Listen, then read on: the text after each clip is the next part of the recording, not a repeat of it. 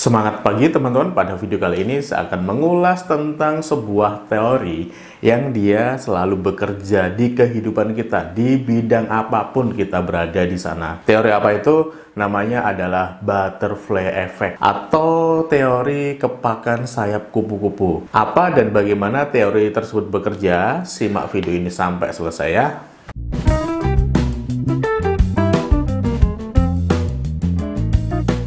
Sebelumnya saya ingin menyapa teman-teman yang baru datang ke channel ini. Saya ucapkan selamat datang. Channel ini berisikan tentang tip bisnis dan tutorial bisnis. Saya sudah menyiapin banyak video nih di channel ini. Silakan teman-teman scroll, teman-teman stalking. Siapa tahu ada video yang memang sedang teman-teman butuhkan. Jika teman-teman tertarik dengan video-video tersebut, silakan klik tombol subscribe-nya ada di bawah sini. Nyalakan juga tombol loncengnya agar teman-teman mendapatkan update terbaru video dari channel ini tentu saja. Baik, apa sih sebetulnya teori butterfly effect atau efek kepakan sayap kupu-kupu ini? Jadi sebelum saya memberikan maksud dari teori tersebut, saya ingin flashback terlebih dahulu perjalanan saya hingga sampai saat ini. Kebetulan dulu saya tinggal di salah satu kampung di Sumatera sana, tepatnya di Lampung, kabupatennya Waikanan, kecamatannya Bahuga, dan desanya di sana adalah Desa Sukabumi namanya. Nah, kampung tersebut adalah kampung mungkin bisa saya katakan udik lah. Kenapa udik ya? Karena memang di daerah tersebut jauh dari kota ke Bandar Lampung itu masih butuh 6-8 jam. Ke Palembang pun juga sama, karena itu perbatasan antara Lampung dan Sumatera Selatan. Terus kehidupan kami juga sebagian besar adalah keluarga transmigrasi dari Jawa. Nah, makanya saya bilang kampung itu adalah kampung udik kayak gitu ya. Nah, saya tinggal di sana dulu sampai usia saya menginjak ke lulus dari SMP. Nah, poinnya adalah waktu itu saya lulus SMP, kebetulan di SMP itu salah satu siswa yang dengan prestasi yang lumayan. Nah, berpikir saya mau lanjutin kemana ya? Saya mau lanjutin di sini, di sana maksud saya, atau saya harus pergi dari kampung ini merantau ke daerah lain. Kalaupun merantaunya kemana ya? Saya nggak tahu waktu itu. Nah, cuma berpikir nggak mungkin saya harus sekolah di sini. Kenapa? Ya karena dari sisi pendidikan, akses, jika dibandingkan dengan daerah yang ya ngomongin daerah kota gitu, jelas berbeda jauh kayak gitu. Maka dari itu berpikir, ya kayaknya perlu keluar dari desa ini. Nah, kesempatan itu akhirnya terputuskan. Saya ikut teman saya namanya Mas Adam Siregar. Halo Mas Adam, jika nonton video ini ya, apa kabar? Nah, saya ikut Mas Adam kemana? Berangkat ke Jogja. Nah, kebetulan waktu itu di Jogja juga ada yang namanya sepupu saya yang dari Papua, kebetulan kuliah di Jogja. Kebetulan nih Mas Adam berangkat ke Jogja dan saya punya sepupu di sini. Ya sudah, saya ikut Mas Adam. Habis itu kita sampai Jogja, kita pisah. Saya ikut sepupu saya tinggal di masjid. Ya, tinggal di masjid selama 6 bulan waktu itu. Nah, setelah itu karena ya mohon maaf, orang tua saya kebetulan memang bukan orang tua berada. Ibu saya waktu itu hanya pedagang tempe, perajin tempe, bikin tempe setiap hari, terus beliau jual ke pasar setiap paginya. Terus bapak saya juga serabutan, buruh tani, ya punya beberapa lahan tetapi memang tidak optimal untuk digarap. Keluarga saya bisa dikatakan keluarga nggak mampu lah waktu itu. Ya antara logis gak logis untuk berangkat ke Jogja, karena memang kalau saya berangkat ke Jogja nanti biayanya gimana ya, ngekosnya gimana ya, makannya gimana ya. Nah, karena waktu itu juga berbekal dengan biaya nggak seberapa, pada akhirnya saya ikut masjid selama 6 bulan. Dan setelah 6 bulan baru saya ngekos. Ngekos pun saya nyari tempat yang ya bisa saya katakan murah lah, murah banget. Waktu itu dapat kosan di pinggir Kali Code yang kamarnya itu sekatnya hanya pakai sekat triplek. Dan kita tinggal di situ beberapa orang gitu ya, di kamar masing-masing. Ya karena memang nggak punya duit, menghemat duit lah untuk bayar kosan yang harganya lebih murah. Nah, dari sana sampai suatu ketika ada momen yang dimana dia itu mungkin ini kesempatan saya untuk berhenti dari Jogja. Itu kesempatan saya untuk tidak melanjutkan perjuangan saya di Jogja. Momennya apa? Nah, pas saya naik kelas 2 SMA, waktu itu dikabari sama keluarga, Mas, pulang saat ini juga. Nah, saya sudah pikirannya udah kacau tuh. Cuma karena nggak tahu ada apa, ya sudahlah.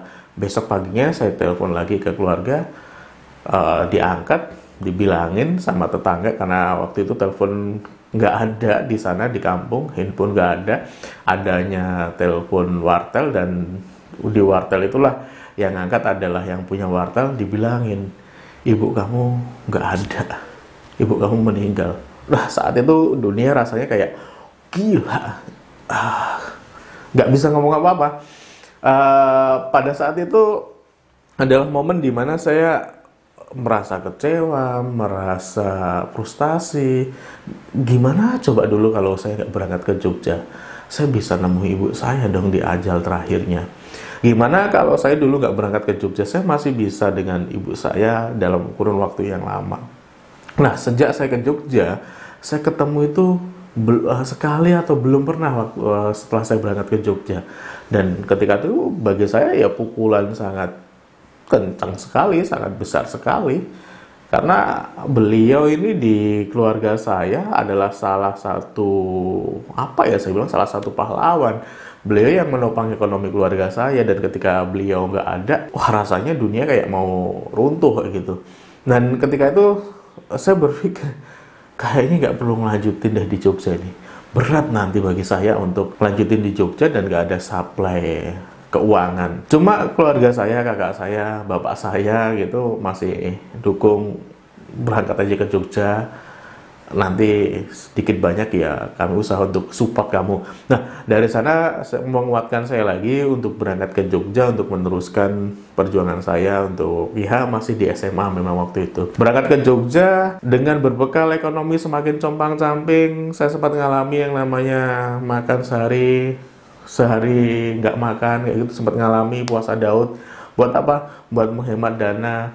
Pernah ngalami yang namanya kena diare berat dan nggak bisa ngapa-ngapain, tetapi saya hanya cukup di kosan saja, nggak punya biaya untuk berobat. Dan ya itu bagian bagian dari perjuangan sampai akhirnya saya lulus SMA, dapat beasiswa, berangkat ke Bandung, dan bisa sampai ke sekarang. Saya hanya mau ngomong seperti ini. Keputusan saya waktu itu untuk berangkat ke Jogja itu adalah langkah kecil saya yang sampai pada akhirnya itu membuat saya berada di titik ini. Keputusan saya waktu itu untuk melanjut berangkat ke Jogja lagi setelah waktu itu ada alasan untuk berhenti gitu ya, ketika ibu saya nggak ada, ketika ibu saya meninggal.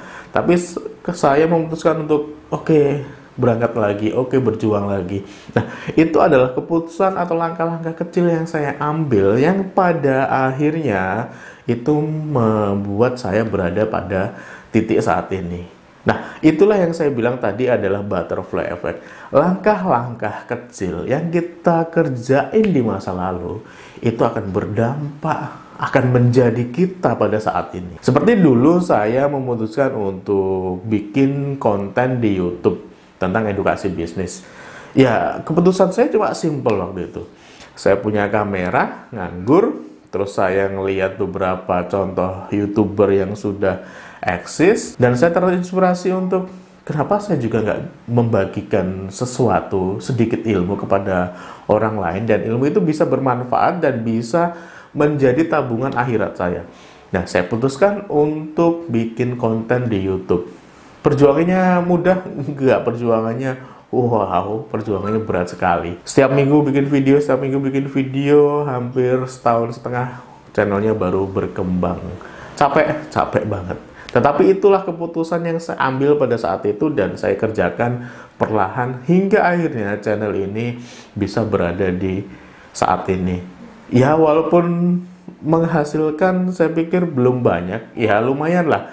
Paling tidak apa yang saya perjuangkan waktu itu mulai terbayar dengan sedikit hasilnya. Nah, saya mau bilang apa yang kita putuskan di masa-masa yang lalu itu akan memberikan impact pada perjalanan kita di kemudian hari. Nah, itulah yang namanya butterfly effect atau kepakan sayap kupu-kupu, efek kepakan sayap kupu-kupu. Jadi di teori butterfly effect ini ada seorang peneliti yang dia meneliti adanya sebuah tornado yang gede itu berasal atau berawal dari mana sih? Rupanya setelah diteliti perlahan-lahan sampai berkesimpulan, satu kepakan sayap kupu-kupu yang ya mungkin nggak seberapa anginnya, itu mampu berefek bergelombang sampai pada akhirnya membesar, menggede, jadilah sebuah tornado. Dan itulah yang terjadi di kehidupan kita. Keputusan-keputusan yang kita ambil pada saat itu, langkah-langkah yang kita ambil pada saat itu membentuk diri kita hari ini. Diri kita hari ini itu adalah hasil kita dari masa lalu. Nah, maka dari itu teman-teman, saya mau bilang bahwasanya kalau teman-teman pengen hasil yang baik, pengen menjadi pribadi yang baik, pengen sukses, pengen kaya, pengen apapun yang teman-teman inginkan, maka kerjakanlah langkah-langkah kecil yang memang itu mendukung untuk teman-teman menjadi apa yang teman-teman inginkan. Putuskanlah hal-hal kecil, atau putuskanlah, oh saya pengen punya mobil, ya putuskanlah saya pengen punya mobil, maka nanti teman-teman akan dapat mobilnya. Berani ngambil keputusan, dan keputusan itu teman-teman jalankan, insya Allah teman-teman akan mendapatkan itu. Kalau teman-teman next pengen jadi seorang pemimpin daerah, maka dari sekarang mulai kerjakan hal-hal yang memang bisa mengantarkan teman-teman menjadi pemimpin daerah suatu saat. Kalau teman-teman ingin menjadi apapun lah, ingin menjadi apapun, ya silahkan kerjakan hal-hal yang baik, hal-hal yang memang langkah-langkah yang dia menuju, mengarahkan ke apa yang pengen teman-teman capai. Kita nggak pernah tahu apa yang akan terjadi di kehidupan ke depan. Kenapa? Ya karena itu memang rahasia Tuhan. Tuhan punya takdir, iya saya percaya. Tapi takdir kita, apa yang akan terjadi di masa depan kita, itu adalah buah dari apa yang kita lakukan hari ini. Jika kita pengen dapatnya baik, jika kita pengen mendapatkan sesuatu yang gede, maka ya kerjakan dari sekarang. Berbuatlah ya sesuai dengan apa yang teman-teman inginkan di masa depan. Kalau saya sendiri ngomongnya seperti ini, mudahnya seperti ini. Yang bisa saya kerjakan hari ini adalah saya akan melakukan hal-hal yang terbaik yang saya bisa kerjakan untuk menjadikan saya di masa depan. Mau seperti apa? Saya sudah punya planningnya. Tentu saja nggak akan saya omongkan di sini. Saya sudah punya goalnya mau seperti apa. Nah, yang bisa saya kerjakan adalah saya hanya bisa mengerjakan langkah terbaik hari ini, pekerjaan terbaik hari ini, melakukan hal-hal yang terbaik hari ini agar di masa depan itu apa yang pengen saya capai itu terwujud. Nah, yang bisa kita kerjain itu teman-teman. Kalau teman-teman menginginkan hal yang besar tapi teman-teman tidak mengerjakan sesuatu terbaik di saat ini untuk mencapai apa yang teman-teman inginkan, ya nggak akan mungkin itu tercapai. Makanya saya bilang, kita itu nggak tahu masa depan kita. Maka yang bisa kita kerjakan hari ini adalah lakukanlah hal-hal terbaik yang bisa teman-teman kerjakan untuk mencapai apa yang teman-teman inginkan di masa depan. Ketika langkah-langkah terbaik, pekerjaan-pekerjaan terbaik itu teman-teman kerjakan hari ini, yakinlah next day, next time teman-teman akan mendapatkan itu, akan mendapatkan apa yang teman-teman harapkan. Itu adalah teori dari butterfly effect. Ya siapa tahu dulu ketika saya memutuskan untuk berangkat ke Jogja SMA, pada akhirnya ibu saya meninggal. Saya kan nggak pernah tahu. Kalau saya tahu ibu saya meninggal, mungkin saya nggak memilih untuk berangkat ke Jogja. Terus siapa tahu lagi setelah ibu saya meninggal, ekonomi berantakan, tapi saya tetap melanjutkan untuk berjuang menempuh jalur pendidikan. Ya, siapa tahu bisa mengantarkan saya pada posisi ini. Ya, saya nggak pernah tahu. Saya punya impian waktu itu, tapi saya nggak tahu saya akan menjadi apa di kemudian hari. Yang bisa saya kerjain, ya saya baru sadar bahwasanya apa yang saya kerjakan pada saat itu, terus apa yang saya lakukan pada saat itu, perjuangan yang saya kerjain pada saat itu, itulah yang membentuk saya hari ini, itulah yang menjadikan saya pada detik ini. So, kalau kita pengen mencapai sesuatu yang lebih gede di masa depan, maka berjuanglah dari sekarang. Maka kerjakanlah hal-hal yang bisa teman-teman kerjakan dan lakukan itu dengan baik, dan lakukan itu dengan, ya saya bilang terbaik lah yang bisa teman-teman kerjain. Insya Allah apa yang teman-teman inginkan di masa depan itu bisa akan tercapai. Nah, itu teman-teman yang bisa saya bagikan di video singkat ini. Wah, saya nggak tahu singkat atau panjang nanti. Ya, kita lihatlah di edit nanti. Semoga video ini menginspirasi, membuat teman-teman mau mengerjakan sesuatu yang lebih baik lagi dengan energi yang lebih gede lagi dan melakukan hal-hal terbaik. Untuk apa? untuk memastikan masa depan kita itu jauh lebih baik daripada saat ini. Untuk memastikan kita itu mendapat sesuatu yang kita harapkan saat ini. Lakukanlah hal-hal terbaik saat ini untuk mendapatkan yang terbaik juga. Karena kita nggak pernah tahu apa yang akan kita dapatkan, maka yang bisa kita kerjakan adalah lakukanlah yang terbaik saat ini. Saya Imam Syafi'i, kita jumpa lagi di video-video berikutnya. Bye-bye.